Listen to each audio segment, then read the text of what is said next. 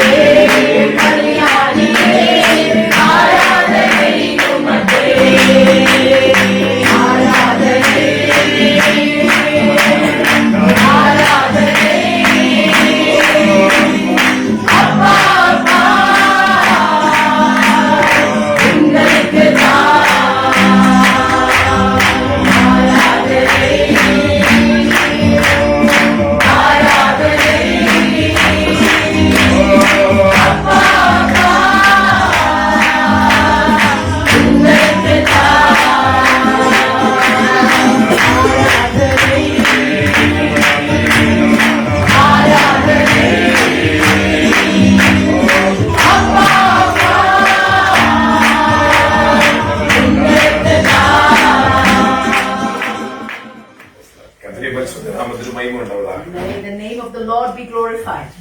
மீண்டும் உங்களை பார்ப்பதில் எனக்கு மிகுந்த சந்தோஷம். I have great joy that once again I've been able to see you all. 4 வருடங்களுக்கு முன்பு உங்களுடைய அனுபவங்களை நான் பார்த்தேன், வழியிலிருந்து கடந்து சென்றேன்.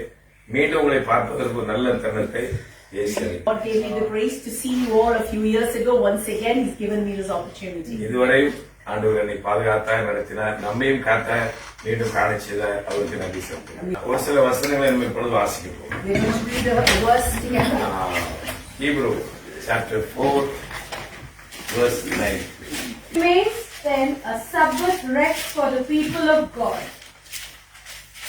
தேவ ஜனங்களுக்கு இளைப்பாறுகிற காலம் இனி வருகிறதா இருக்கிறது. It's coming a time for rest for the people of God. இந்த உலக ஓட்டத்திலே எல்லாருக்கும் பிரச்சனை உண்டு. இயேசுவை ஏற்றுக்கொண்டபடினாலே நம்ம யாராவது பிரச்சனை இல்லைன்னு சொல்ல முடியுமா? And you all are going through some kind of problem. Nobody can say that I don't have a trouble. நான் இயேசுவை ஏற்றுக்கொண்டு என் வாழ்க்கையில எந்த பிரச்சனையும் இல்லை, நான் சந்தோஷமா இருக்கேன்னு யாராவது சொல்ல முடியுமா? Can anybody say because I follow Jesus I have no trouble? பிரச்சனை இருக்குதானே? You are all going through some kind of trouble. வேதனை இருக்குதானே? You have some pain. நிந்தைகள் இருக்குதானே? You have insults. கண்ணீர்கள் இருக்குதானே? There are tears in your life. தேவ ஜனங்களாகிய நமக்கு இளைப்பாறுகிற காலம் இனி வரும். But there is a time of redemption for us. உலகத்தின் மக்களைப் போல நமக்கும் பிரச்சனை உண்டு, போராட்டம் உண்டு. இவைகள் மத்தியிலே நமக்கு ஒரு பெரிய நம்பிக்கை உண்டு. But even like the people of the world, we've got troubles and tribulations, but we have a hope. இந்த உலகத்தின் மக்கள் உலகத்தின் முடிவை நோக்கி, அதாவது கல்லறை நோக்கி ஓடிக்கொண்டிருக்கிறார். The people of this world are running towards their grave. ஆனால் நாம் அதற்கு பிற்பாடு அந்த மறுமையின் இளைப்பாறுதலை நோக்கி ஓடிக்கொண்டிருக்கிறோம். But we are running beyond that to our eternity.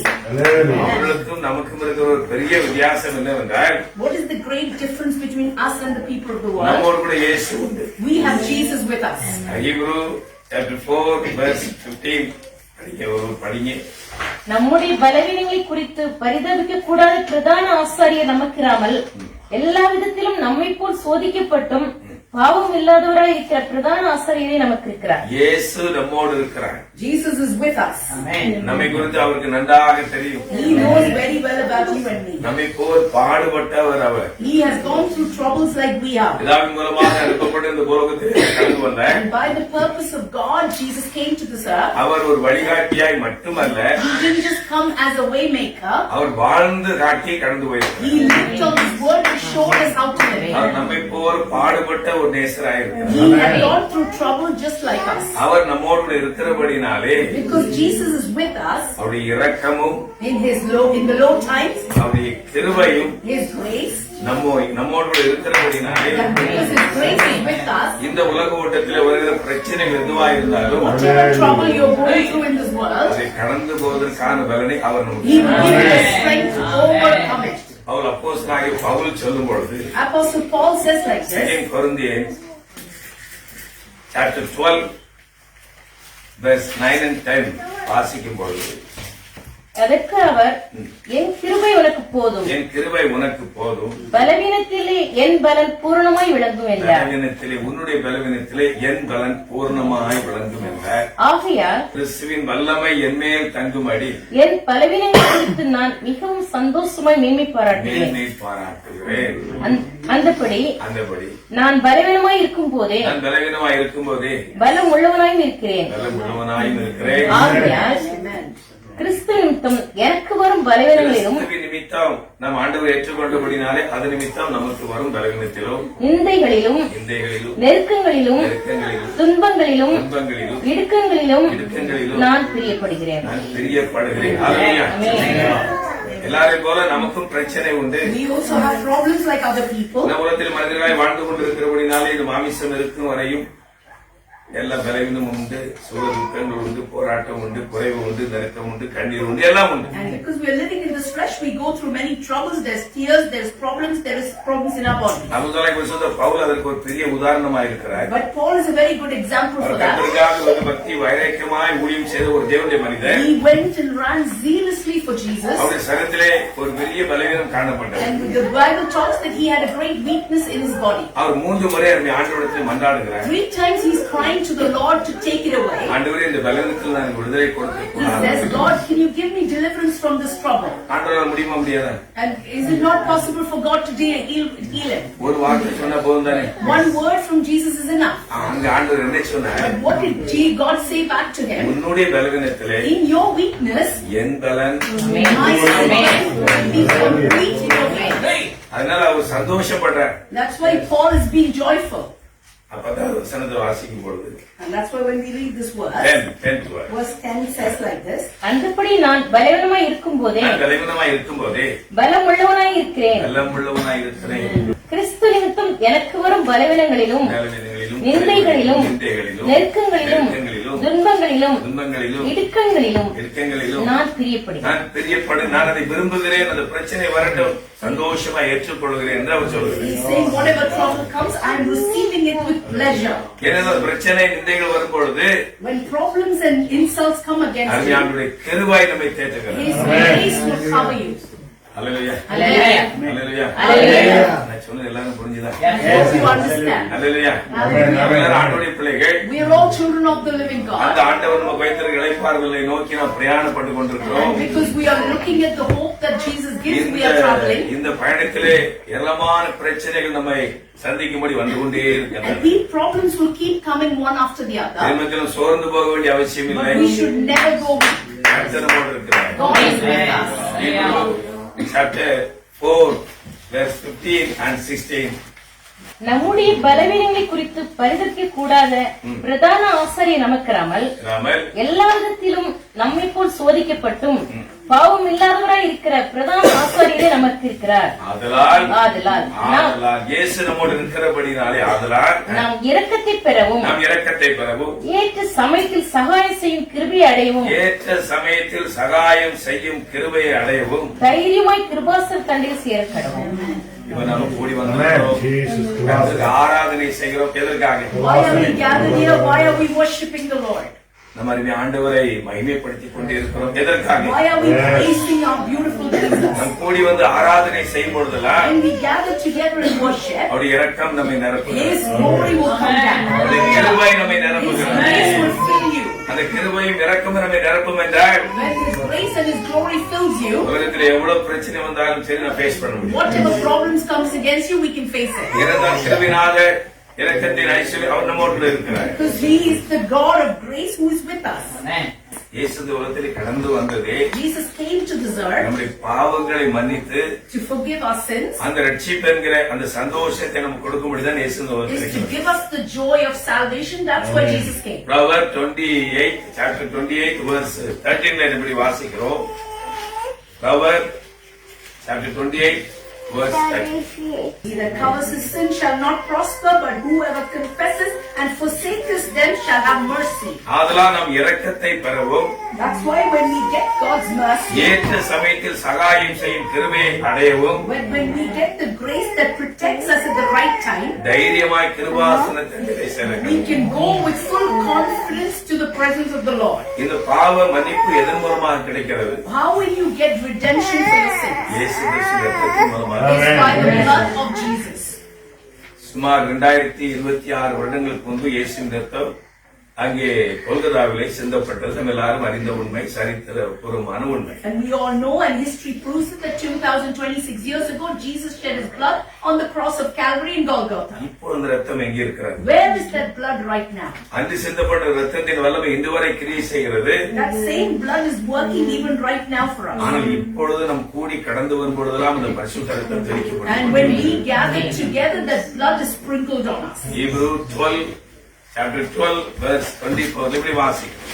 புது உடன்படிக்கையின் மத்தியஸ்தராகிய இயேசுவினிடத்திற்கும் ஆபேலுடைய இரத்தம் பேசினதை பார்க்கிலும் நன்மையானவை பேசுகிற இரத்தமாகிய தெளிக்கப்படும் இரத்தத்தினிடத்திற்கும் வந்து சேர்வீர்கள். நாம் கூடி வரும்பொழுதெல்லாம், every time we gather together, தேவ ஜனங்களாய் கூடி வருகிற பொழுதெல்லாம், when children of God gather together, இயேசுவின் இரத்தம் தெளிக்கப்படுகிறது. Jesus' blood is sprinkled on us. நம்முடைய பாவம் மன்னிக்கப்படுகிறது. Our sins are forgiven. நாம் நம்முடைய பாவங்களுக்காக மனஸ்தாபப்பட்டு அவர்கள் அறிக்கை செய்யும் பொழுது, and when we confess our sins and repent of it, அந்த பாவம் நமக்கு மன்னிக்கப்படுகிறது. the Lord will forgive our sins. அந்த பாவம் மன்னிக்கப்பட்ட கர்த்தருடைய பிள்ளைகளுக்கு அந்த இரக்கம் கிடைக்கிறது. And when your sins are forgiven, you receive the grace of God. கடந்து வந்திருக்கிறோம், அந்த பாவ மன்னிப்பாக இரக்கத்தை பெற்றுக் கொள்வோம். We have come here to receive the redemption of our sins. பாவ மன்னிப்பாக இரக்கத்தை பெற்ற தேவனுடைய பிள்ளைகள் தைரியமாய் கடந்து செல்லலாம். And when we are redeemed from our sins, we can confidently go to the presence இயேசு of God. உலகத்திலே கடந்து வந்தது இந்த பாவ மன்னிப்பாகிய இரக்கத்தை கொடுக்கும்படி. Jesus came to this earth to give us redemption from our sins. Matthew chapter 1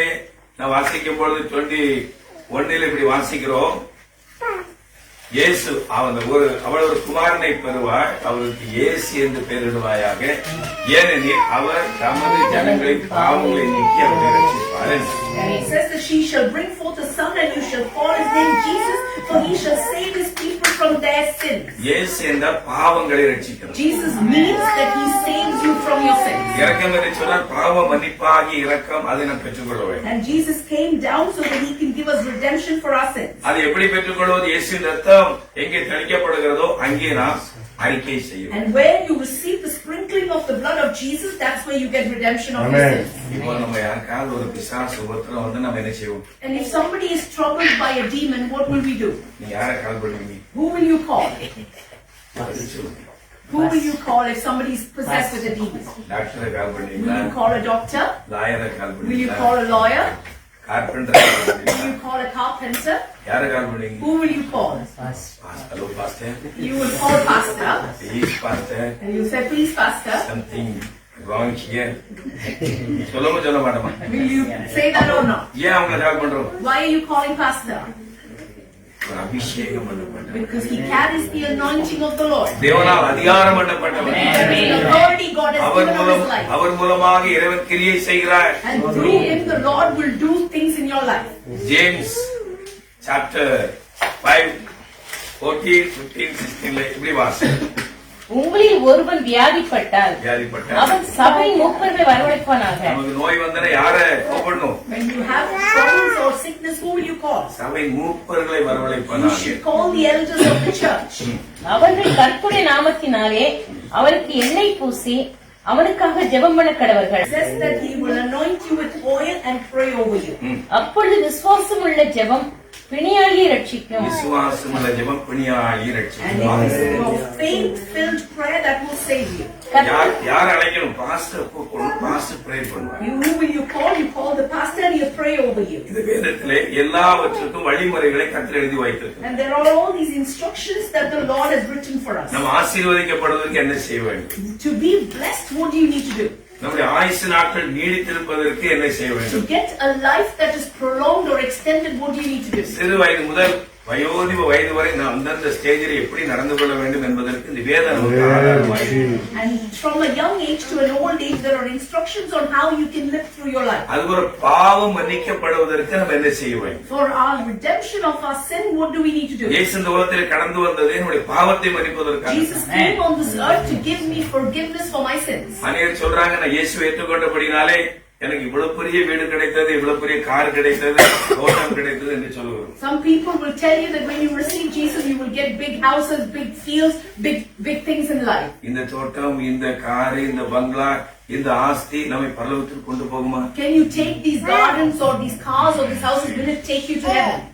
நாம் பாவத்திலிருந்து விடுதலை பெற்றால் தான் பரலோகம் செல்வோம். Only if you get your redemption from your sin, you will receive eternity. அந்த பரிசுத்த வாழ்க்கையை நம்ம கொடுக்கும்படி தான் இயேசு இந்த உலகத்திலே That is why Jesus came to this earth to give us that eternal life. ஏனெனில் அவர் தமது ஜனங்களின் பாவங்களை நீக்கி அவர்களை ரட்சிப்பார்.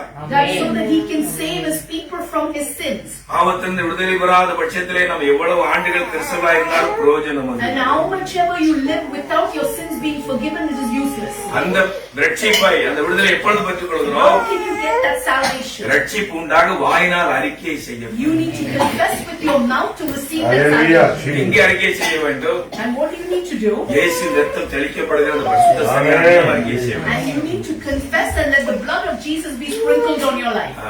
James chapter 5 16 வாசிங்க.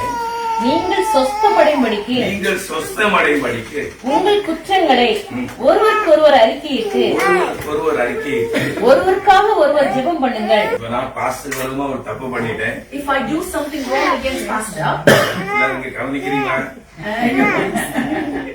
நான் பாஸ்டர் வருமா ஒரு தப்பு பண்ணிட்டேன். I did something wrong against pastor. For example, As an example.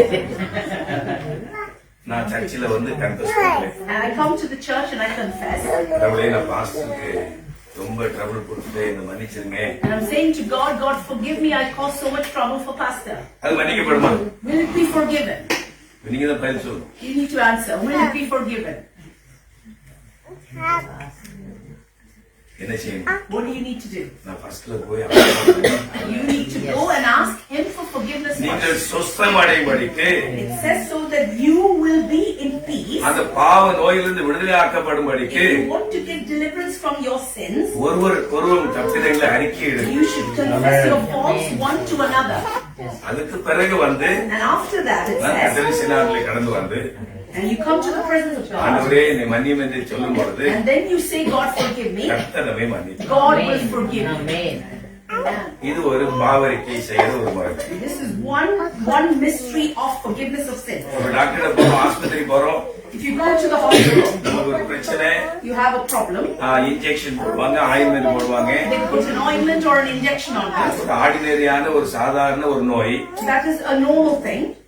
ஆனா இன்னொரு பிரச்சனை இருக்கு. If you have another problem, heart பிரச்சனை இருக்குது. you've got a heart trouble, அதுக்கு என்ன பண்ணுவாங்க? what do you need to do? Ointment போடுவாங்க, Will an ointment work? ஒரு ஜஸ்ட் ஒரு இன்ஜெக்ஷன் Will போடுவாங்க. an injection be enough? என்ன பண்ணுவாங்க? What do you need to do? Emergency surgery, open heart surgery. If you have a heart problem, you will have an emergency open heart surgery. இவங்க பப்ளிக்ல எல்லாம் பாவத்தை அறிக்கை செய்யலாமா? And can you forgive all your sins then? முடியுமா? முடியுமா? Is it possible? Impossible. It's impossible. அப்போ mark first chapter 5 and 6. யோவான் வனாந்தரத்தில் ஞானஸ்நானம் கொடுத்து யோவான் வனாந்தரத்தில் ஞானஸ்நானம் கொடுத்து பாவம் மன்னிப்புக்கென்று மனதிற்கேற்ற ஞானஸ்நானத்தை குறித்து பிரசங்கம் பண்ணி பாவ கொண்டிருந்தார். மன்னிப்புக்கென்று மனம் திரும்புவதற்கேற்ற ஞானஸ்நானத்தை குறித்து பிரசங்கம் பண்ணி கொண்டிருந்தார். அப்பொழுது யூதேயா தேசத்தார் அனைவரும் அப்பொழுது யூதேயா தேசத்தார் அனைவரும் எருசலேம் நகரத்தார் யாவரும் எருசலேம் நகரத்தார் யாவரும் அவனிடத்துக்கு போய் தங்கள் பாவங்களை அறிக்கையிட்டு Who is John the Baptist? Jesus Who is he, Jesus? ஒரு தீர்க்கதரிசி, ஒரு தேவனுடைய மனிதர், தேவனால் அனுப்பப்பட்டவர். He's appointed by the Lord. அவர் தேவனுடைய மனிதர். He is a man of God. இந்த அதிகாரம் அவருக்கு எப்படி கிடைச்சது? How did he get that authority? John chapter 20 21 to வாசிங்க. இயேசு மறுபடியும் அவர்களை நோக்கி, இயேசு சீசர்களை அப்போஸ்தலர்களை நோக்கி, Only said to the apostles and says, உங்களுக்கு சமாதானம் உண்டாவதாக. உங்களுக்கு சமாதானம் உண்டாவதாக. பிதா என்னை அனுப்பியது போல நானும் பிதா உங்களை என்னை அனுப்புகிறேன். அனுப்பினது போல பிதாவாகி தேவன் குமாரனாகிய இயேசுவை சர்வ வல்லமை நிறைந்தவராய் அனுப்பினார் இந்த உலகத்தில் என்று சொல்லி அவர்கள் மேல் ஊதி பரிசுத்த ஆவியை பெற்றுக் கொள்ளுங்கள். பரிசுத்தாவியை பெற்றுக் கொள்ளுங்கள். எவர்களுடைய பாவங்களை மன்னிக்கிறீர்களோ நீங்கள் எவருடைய பாவங்களை மன்னிக்கிறீர்களோ அவைகள் அவர்களுக்கு மன்னிக்கப்படும். நாம் கர்த்தருக்கு ஆராதனை செய்து வருகிறோம். நமக்கு என்ன தேவை? பாவத்திலிருந்து விடுதலை when தேவை. you come to worship the Lord, you need redemption from your sins. அப்படிதானே? அப்படிதானே? அப்ப இயேசுவை ஆராதிக்க நமக்கு பாவத்திலிருந்து விடுதலை வேண்டும். And when we worship the Lord, we want redemption from our அந்த sins. விடுதலை எப்படிலாம் பெற்றுக் கொள்வது? How can you get that redemption? முதலாவது ஒப்புரவாக வேண்டும். And we need to confess to each other. சபையினுடைய அறிக்கை செய்யலாம். And in the midst of the church, இன்னும் கான்பிடன்ஸ், அதாவது இன்னும் ரகசியமான காரியங்களை the secret things you're doing, தேவ மனிதனிடத்தில் அதிகாரம் பெற்ற தேவனிடத்தில் போய் நாம் சொல்லலாம். you should go and tell it to the authority man of God. எனக்கு ஏராளமான பிரச்சனை இருக்குன்னு வைத்துக் கொள்ளுங்க. You should say, I'm struggling with something. என்னுடைய அருமையான ஒரு நண்பரிடத்தில் போய் என்னுடைய காரியங்களை அப்படியே ஒப்படைக்கிறேன். And I have got this problem, I need to say it to you. எனக்கு ஆட்டோமேட்டிக்கா ஒரு பெரிய ரிலாக்ஸ் கிடைக்கும். And you will receive a relaxation. அதுபோல தேவனுடைய மனிதனிடத்தில் போய் But when you come to the man of அந்த God, அதிகாரம் பெற்ற தேவனுடைய மனிதனிடத்தில் போய் whose authority that God has given, நாம் நம்முடைய காரியங்கள் எதுவா இருந்தாலும் ஓபன் பண்ணலாம். whatever problem you are, openly talk to him. அப்போ அவர் அதற்காக ஆலோசனை கொடுப்பார். And then he will give you the message of the Lord. அப்போஸ்தலனாகிய இப்படி சொல்ற பேதுரு வசனத்தில் இப்படி எழுதுகிறார். And in the book, Peter says like this, உங்களில் சிலர் இப்படிப்பட்டவர்களாக இருந்தீர்கள், and some of you were like this, ஆனால் இப்பொழுது கழுவப்பட்டீர்கள், but now you've been delivered, பரிசுத்தமாக்கப்பட்டீர்கள், now you've been made holy, you நீதிமான்களாக்கப்பட்டீர்கள். have been made righteous, அதுபோல நாமும் பாவத்திலிருந்து விடுதலை பெற வேண்டும் என்றால் and so that like that we need redemption from sin. முதலாவது நம்ம யார் யாருக்கு என்னென்ன சண்டை போட்டோம், யாருக்காவது கொடுக்கல வாங்கல பிரச்சனை, மனஸ்தாபங்கள், இது முதலாவது போய் ஒப்புரவாங்க. And what if you have fights or any money issues, you should go and confess your faults. நமக்கு பிரச்சனை வருமா வரதா? Will problems come in between us? சண்டைகள் வருமா வரதா? Fights will come in between us. ஹேரார்கி ஏற்ற தாழ்வுகள் பிரச்சனை பல குழப்பங்கள் வருமா வரதா? Many hierarchical problems will come in between us. அப்புறம் என்ன செய்யணும்? What should you do then? அந்த நபர்கிட்ட போய் முதல்ல ஒப்புரவாங்க. And you should go to that person and talk to it. அந்த சபை நடுவே நாம் அறிக்கை செய்யணும். And in the midst of the church, you should confess it. கர்த்தருடைய பாவத்தை மன்னித்து God forgive your sin for shame. ஏனென்றால் கர்த்தர் சொன்னார், நாம் கூடி வரும்போதெல்லாம் பரிசுத்த ரத்தம் தெளிக்கப்பட்டு கொண்டே இருக்கிறது. And whenever we gather, the blood of Jesus is being sprinkled. இயேசு கிறிஸ்துவின் ரத்தம் சகல பாவங்களை நீக்கி நம்மை The blood of சுத்திகரிக்கும். Jesus removes all your sins and makes you purified. அதேபோல அதிகாரமான தேவனுடைய மன்றத்தில் போய் நம்ம அறிக்கை செய்யும்போது Just விடுதலை like கிடைக்கும். that, when you go to the anointed man of God, you will receive redemption. அந்த இரக்கத்தை பெறும்படி நாம் கடந்து வந்திருக்கிறோம். And that's why we have come here today. இரண்டாவது கிருபை. Second thing is grace. அந்த கிருபை நம்மை முழுமையாக நடத்தும். That grace will lead you all the time. கடைசி வரை இந்த கிருபை நம்மை பாதுகாக்கும். Till eternity, it will protect you. நாம் இப்பொழுது பரிசுத்தம் அடைந்த உடனே பரிசுத்த தேவன் நமக்குள்ளே வந்துவிடும். And when we gather together, the Holy God has come in our midst. இயேசு என்றால் நம்மை பரிசுத்தப்படுத்துகிறவர் என்று அர்த்தம். That means Jesus is the one who makes us holy.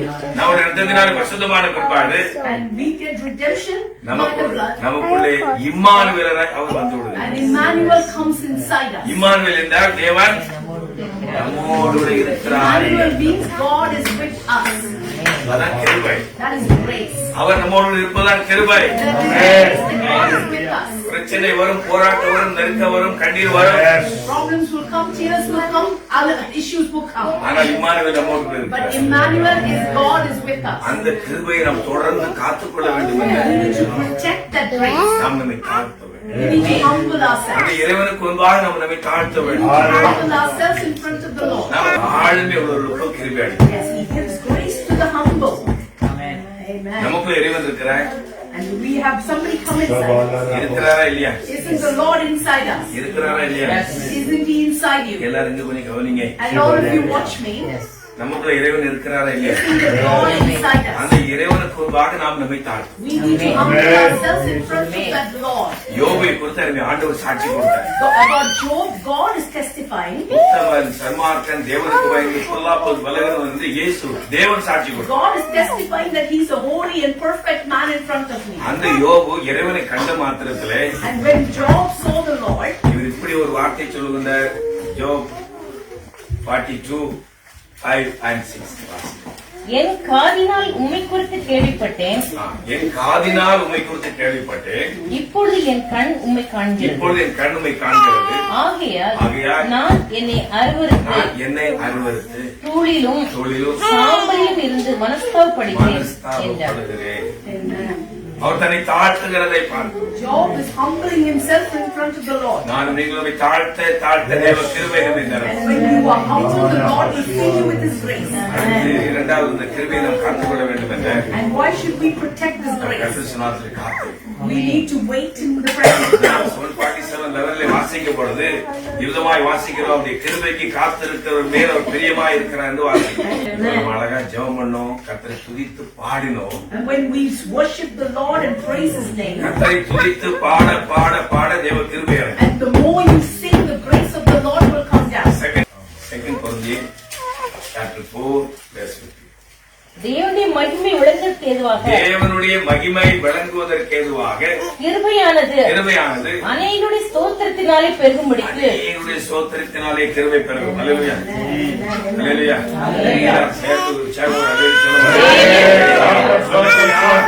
நாம் கூடி ஜெபிக்க ஜெபிக்க ஜெபிக்க கிருபை பெருகும். The more we pray, the Lord's grace will come down. அந்த கிருபை நாமத்தில் வருகிறார். The Lord is coming down here. இன்னைக்கு கர்த்தர் வந்திருக்கிறார். The Lord is here right now. அல்லேலூயா. அல்லேலூயா. அந்த கிருபையும் இரக்கமும் நம்மோடு கூட இருந்தால் The Lord's grace and protection is with us. நாம் எதை குறித்தும் கவலைப்பட வேண்டிய அவசியம் இல்லை. ஒரு நிமிடம் எல்லாரும் முழங்கால் படிட்டு ஜெபம் Can we பண்ணுவோம். all stand up on our feet? எல்லாரும் முழங்கால் படிட்டு அந்த கிருபைக்காக ஒரு நிமிடம் எல்லாரும் ஸ்தோத்திரம் பண்ணுவோம்.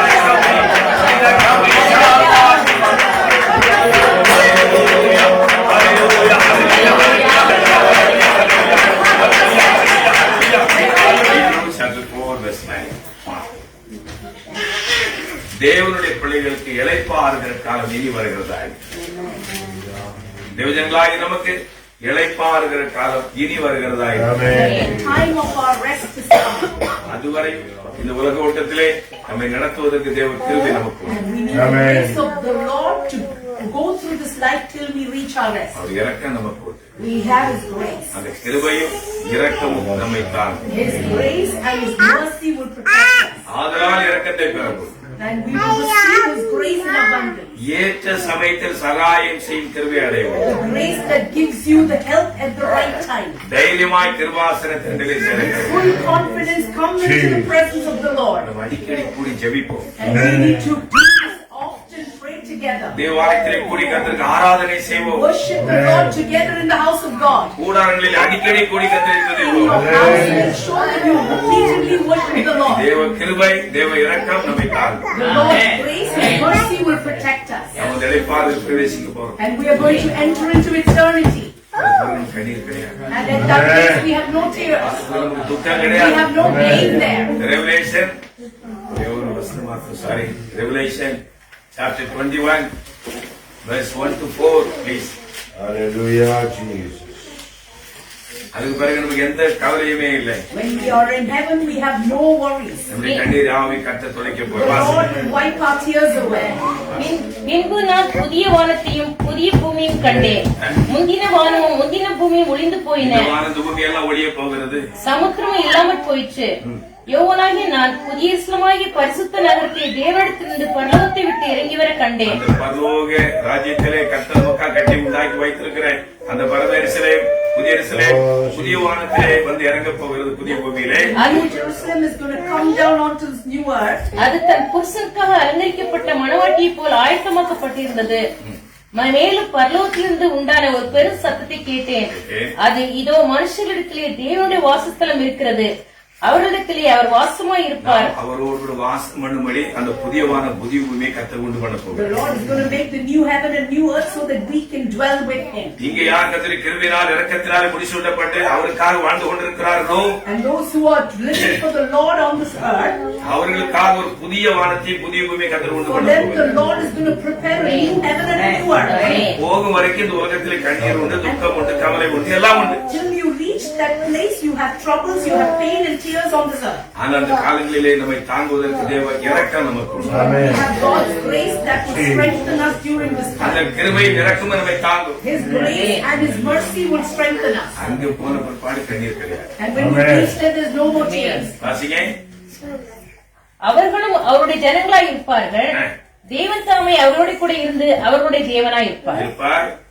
அவருடைய கண்ணீரியாவும் தேவன் துடைப்பார். கண்ணீரியாவது தேவன் துடைப்பார். அங்கே கண்ணீர் கிடையாது. இனி மரணமும் இல்லை, துக்கமும் இல்லை, அலறுதலும் இல்லை, வருத்தமும் இல்லை, முந்தினைகள் ஒளிந்து போயின என்று விளம்புகிறது. ஹalleluya. Hallelujah. ஹalleluya. Hallelujah. எல்லாரும் சேர்ந்து சொல்லுங்க. ஹalleluya. Hallelujah. ஹalleluya.